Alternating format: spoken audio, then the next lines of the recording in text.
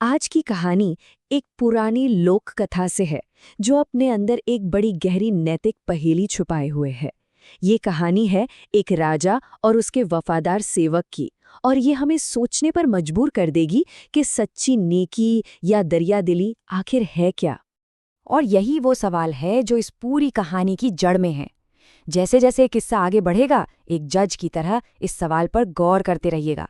तो चलिए इस कहानी में उतरते हैं और देखते हैं कि सच्चाई क्या है।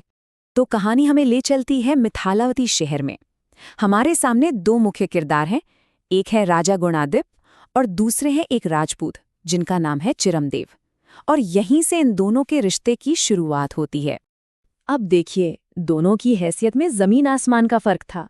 एक तरफ राजा जो हजारों लोगों पर राज करता था, और दूसरी तरफ ये राजपूत चिरमदेव जो 1 साल से राजा से मिलने का इंतजार कर रहा था। इंतजार करते करते उसके सारे पैसे भी खत्म हो चुके थे। लेकिन कहते हैं ना, किस्मत कब पलट जाए कोई नहीं जानता। एक दिन राजा शिकार पर गया और अपनी टुकड़ी से बिछड़ गया, और उस घने जंगल में उसके साथ कौन बचा? सिर्फ और सिर्फ वही राजपूत चिरमदेव। शायद यही वो मौका था जिसका उसे इंतजार था। राजा ने जब उसकी खराब हालत देखी तो उससे वजह पूछी, लेकिन राजपूत ने कोई शिकायत नहीं की। राजा को कोई दोष नहीं दिया, बल्कि उसने बड़ी गहरी बात कही कि ये तो मेरे भाग्य का दोष है। उसका मानना था कि जब तक इंसान के गुण सामने नहीं आते तब तक उसे कोई नहीं पूछता। उसे यकीन था कि काबिलियत एक न एक दिन जरूर पहचानी जाती है। और फिर उसने अपनी काबिलियत साबित भी कर दी। राजा भूखा था तो उसके लिए हिरन का शिकार किया, अपने पास से ही औजार निकालकर आग जलाई, मांस को पकाया और राजा को खिलाया। और इतना ही नहीं, राजा को सही सलामत जंगल से निकालकर वापस महल तक भी पहुंचाया। इन सब के बाद राजा को उसकी वफादारी पर यकीन हो गया और उसे अपने दरबार में जगह दे दी। तो अब कहानी में एक नया मोड़ आता है। राजा, जो अब राजपूत पर भरोसा करने लगा था, उसे एक जरूरी काम से कहीं भेजता है, और ये यात्रा सब कुछ बदलने वाली थी। सफर के दौरान राजपूत को समुद्र के किनारे देवी का एक मंदिर दिखाई दिया। वो मंदिर के अंदर गया और जैसे ही बाहर आया, एक बेहद खूबसूरत युवती उसके सामने खड़ी थी, और यहीं से कुछ बहुत ही अजीब और जादुई होने वाला था। उस युवती ने राजपूत को पास के एक तालाब में नहाने के लिए कहा। राजपूत ने वैसा ही किया। उसने कपड़े उतारे और पानी में उतर गया। पर जैसे ही उसने पानी में डुबकी लगाई और बाहर निकला, एक चमत्कार हो गया। वो देखता है कि वो वापस अपने शहर मिथालावती में खड़ा है। अब सोचिए उसकी हालत।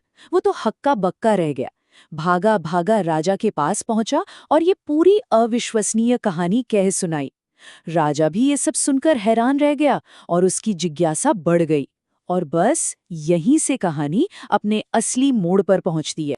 राजा ने कहा कि वो ये चमत्कार अपनी आंखों से देखना चाहता है। वो राजपूत को लेकर उसी रहस्यमयी मंदिर की तरफ चल दिया, और यहीं पर वफादारी और दरियादिली की असली परीक्षा होनी थी। वहां पहुंचने पर वही युवती फिर से सामने आई, लेकिन इस बार कहानी में एक बड़ा ट्विस्ट था। युवती की नजरें राजपूत पर नहीं, बल्कि राजा के खूबसूरत रूप पर टिक गईं। वो राजा पर मोहित हो गईं। उस युवती ने राजा से कहा, हे राजा, आप मुझे जो भी आज्ञा देंगे मैं उसका पालन करूंगी। मतलब एक तरह से उसने अपनी पूरी जिंदगी, अपना पूरा भविष्य राजा के एक हुक्म पर छोड़ दिया। तो अब सोचिए जरा, राजा के सामने एक खूबसूरत स्त्री खड़ी है जो खुद को उसे सौंपने के लिए तैयार है। ऐसी स्थिति में राजा क्या करेगा? ये वो पल था जहां राजा के चरित्र की परीक्षा होनी थी। और यहाँ राजा ने एक ऐसा फैसला लिया जिसकी किसी को भी उम्मीद नहीं थी। उसने युवती से कहा, अगर तुम मेरी आज्ञा मानोगी तो मेरे इस सेवक की पत्नी बन जाओ। ये वाकई एक चौंकाने वाला और बहुत ही दरियादिली भरा हुक्म था। तो ये पूरी कहानी सुनाने के बाद वो प्राचीन आत्मा एक दूसरे बुद्धिमान राजा विक्रमाजीत से सवाल करती है। सवाल वही है, राजा और राजपूत में से ज्यादा गुणी, ज्यादा महान कौन था? तो अब हमारे सामने दो दावेदार हैं। एक तरफ राजा, जिसे एक खूबसूरत स्त्री मिली और उसने वो अपने सेवक को दे दी। दूसरी तरफ वो सेवक जिसने अपने मालिक के फायदे के लिए अपना फायदा देखा। अब फैसला क्या होगा? राजा विक्रमाजीत का जवाब सुनिए, और उनका तर्क बहुत ही गहरा है। वो कहते हैं, देखिए, राजा का तो कर्तव्य ही है अपनी प्रजा का भला करना, उन पर उपकार करना। तो राजा ने जो किया वो उसके पद का फर्ज था, लेकिन सेवक, उसका ऐसा कोई फर्ज नहीं था। उसने तो अपने मालिक के हित को अपने हित से ऊपर रखा। इसलिए सेवक का काम ज्यादा महान माना गया, क्योंकि वो फर्ज से नहीं बल्कि सच्चे त्याग और वफादारी से किया गया था। और इसी तर्क के आधार पर इस कहानी का फैसला बिल्कुल साफ है। सेवक की नेकी को राजा की दरियादिली से कहीं ज्यादा बड़ा माना गया। तो ये कहानी हमें एक बहुत ही गहरे सवाल के साथ छोड़ जाती है कि सच्ची उदारता असल में है क्या? क्या वो किसी बड़े तोहफे में है, या उस तोहफे को मुमकिन बनाने के लिए जो त्याग किया जाता है उसमें है? इस पर सोचिएगा जरूर।